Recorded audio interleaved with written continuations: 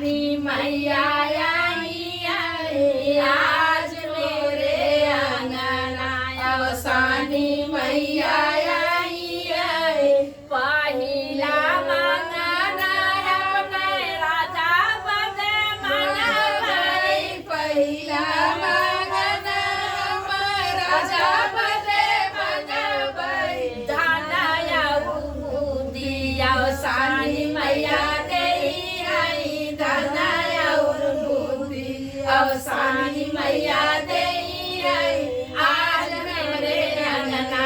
अवसानी मैया आई आई आज मेरे अंगना।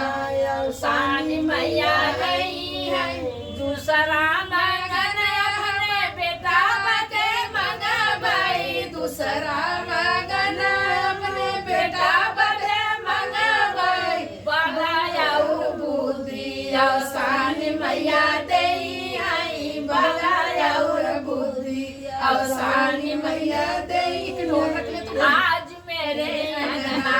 अवसानी मैया आई है आज मेरे अंगना।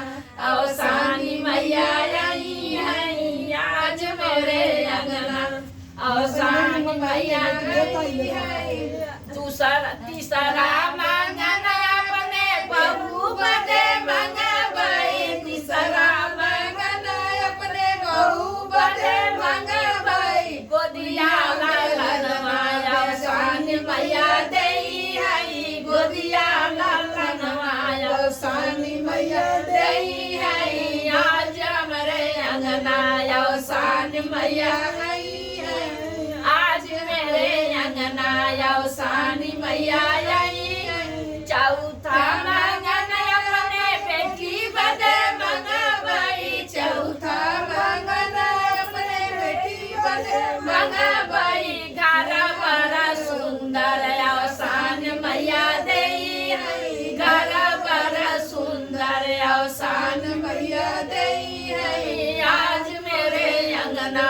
अवसानी मैया आई है आज मोरे अंगना।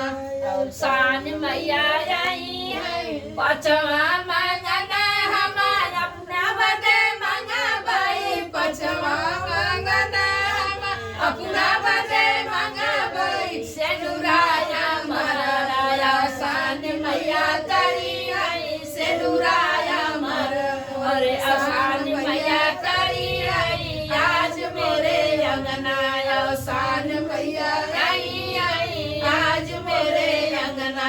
अवसानी मैया आई है बोलो अवसानी मैया की सब कुछ तो